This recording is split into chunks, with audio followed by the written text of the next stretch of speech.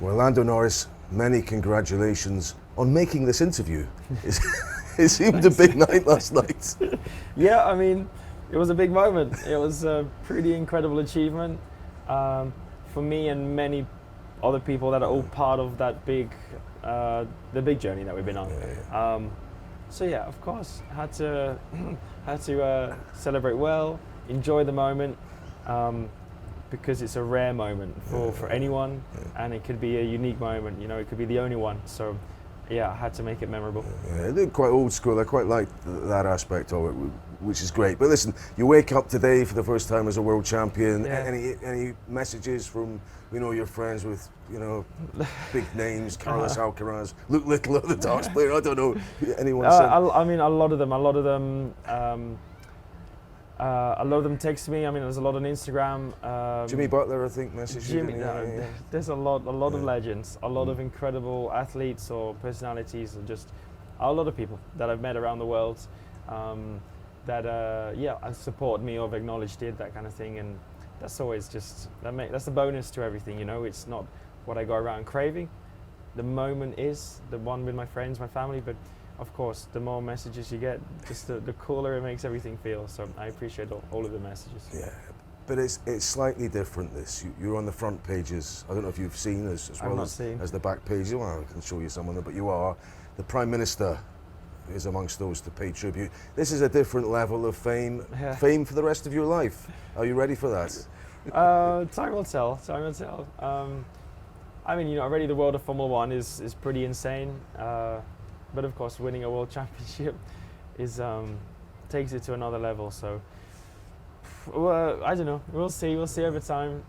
It's certainly not going to change me, but I know it's probably going to change my life. It's my face is more billboards, more places around the world, which is a cool thing. This is again, this is a bonus of everything, and it's always a pleasure to see. So. I don't mind. It's a great thing, and if the Prime Minister gives me a shout out or congratulations, those are things you never think of, you never dream of. Yeah. It's just acknowledgement from those kind of people around the world that is pretty surreal. Yeah. What I thought was affecting was actually Max Verstappen's appreciation and respect for you as his successor, and to me it felt. I've seen it a few times in sport. I remember when Anthony Joshua beat Vladimir Klitschko. And Klitschko was very admiring of Joshua. Yeah. The passing the baton on to someone you respect, did that register with you? Yeah, I think so. I mean, everyone knows I've got on very well with Max. We've had our battles, our little arguments. But I think deep down, and I think for each other, which is the most important. No matter how everyone sees it on the outside, we have a lot of respect for one another. We're always going to say things to attack and jab at one another, to annoy them, to frustrate them, to antagonize. That's part of the game. Yeah. Deep down, as people, we're guys who get along, who have same desires, same destiny in a way, and we have a lot of respect for one another. And no matter what anyone else says, that's something we have for one another, and that counts for a lot. And that's all we want in a way, is that kind of level of respect. So. It was a pleasure. It was a pleasure to take the reins from him. He had a few too many in a row, so it was very cool that I had that kind of sniff at it last year, and we managed to get the better of him this year. But there's going to be plenty more battles in the future, so I'm looking forward to it all. I've spoken to some sports champions who've woken up the next day, or they've told me later, and they've realised I've climbed the mountain. That's enough. Nico Rosberg, I suppose, is a good recent example in Formula One, but some do. It's probably too early to ask you, but I'll ask it anyway. Do you wake up thinking, I've done it, that's it, or I want 3, 4, 8 titles? Yeah, that's a tricky one. I mean, I don't know what you want to say, because if I say one's not good enough, then everyone's going to have a go at me. So. Look, I want to enjoy just this moment for as long as possible. I think it still takes time to acknowledge the size of this achievement, what it is, I mean, it's taken a hell of a long time. It's taken most of my life just to achieve that, to achieve yesterday. And I want to enjoy those moments for a little while. But at the same time, I'm back in the car on Tuesday.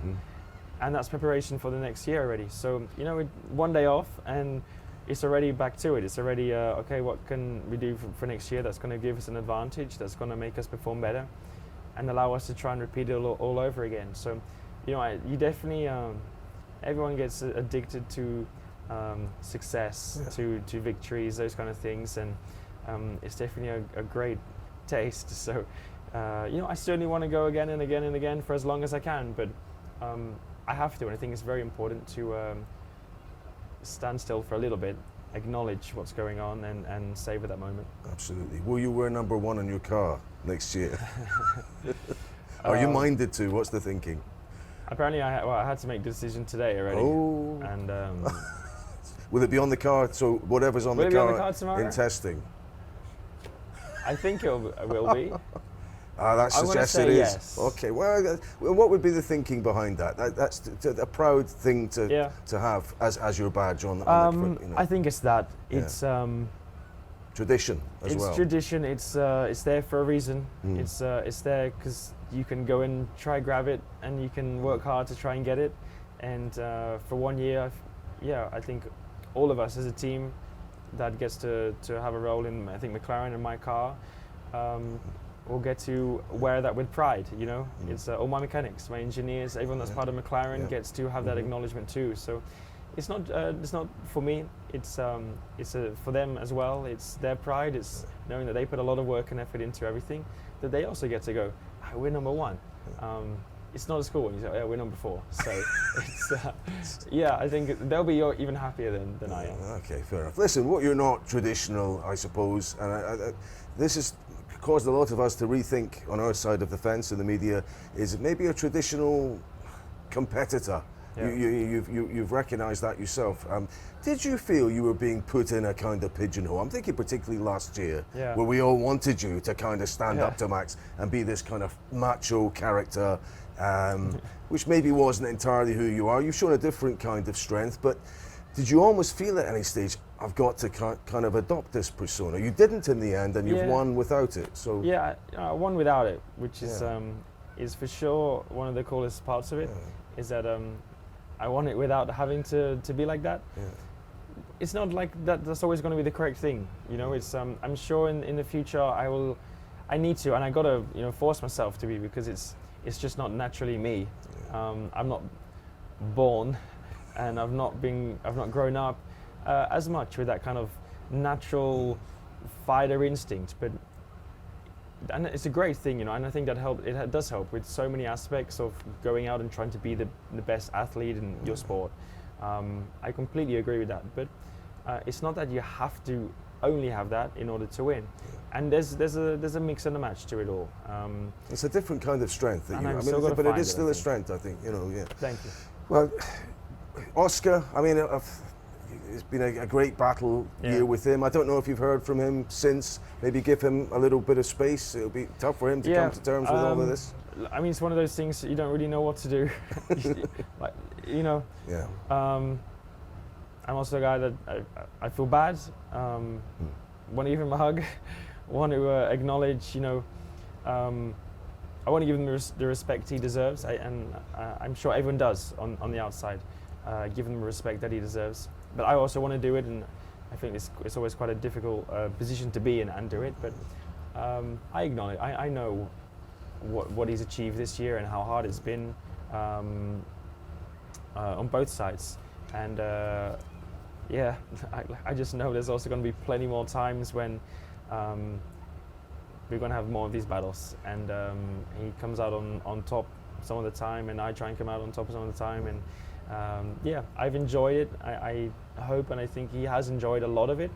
Of course, in the end of the day, I was pretty disappointed last year that I finished second, and we all want to win. Everyone on the grid wants to win. Did you have to make peace with maybe finishing second this year after Zandvoort, and without giving up? No, I would never have thought of that quickly. I certainly wasn't so hopeful that there was still a chance. But I think if this year's proved anything, it's not from my side, but seeing Max come from 100 points back to where he did at the end, that's the incredible thing, and he doesn't need any more respect than what he's got, and any more credit than what he's got, because he's a multiple world champion. He's got as much as I think you can get.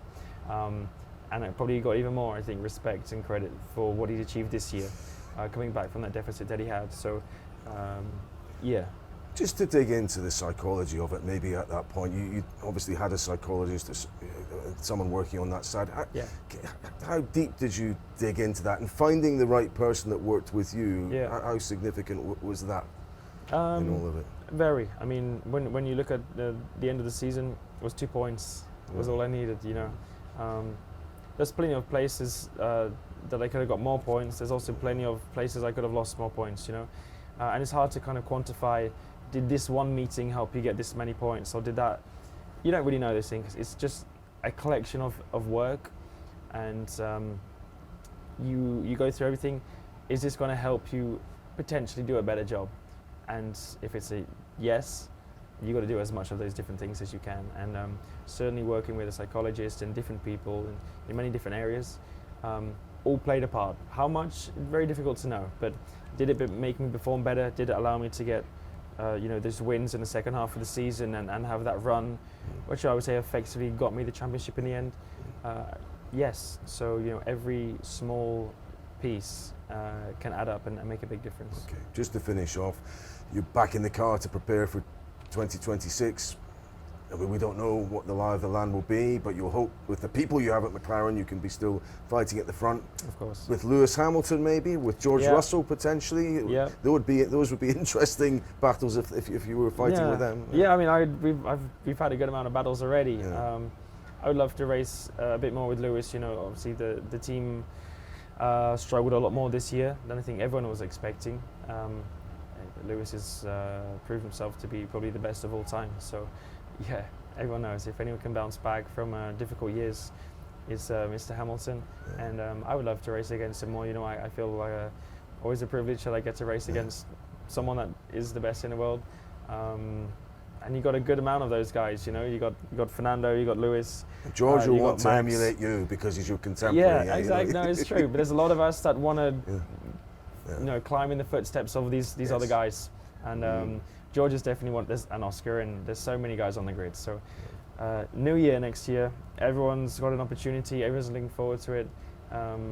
People want to come take my crown, and I want to try, you know, retain it, and I look forward to that battle. Absolutely. Just finally, then, I mean, Christmas has come early for you, but viewers will want to know. What will you do? How will you take a break? It'll be a lovely time with you and your family, who we saw what they meant to you and what you meant to them. I mean, that was very moving. It was moving for me as well, which is not very often. I kind of I get teary-eyed, or I kind of have that level of emotion. But it shows how much it means to us as a family. And I'll go spend some time with them, with my friends. You know. I've earned, I think we've all earned, everyone in the team earns themselves a good break, but work starts even earlier next year than it normally does, by almost 2.5, 3 weeks. So a much shorter holiday, so just get out somewhere, enjoy some time away with my friends, with my family. And before I know it, by the time I've gone, oh, this is nice, we're going to have to get back to training and get ready for next season. So, but I'm looking forward to some good days off that everyone deserves. Well, listen, enjoy it. Lando Norris, world champion. Thank you very much. Well done.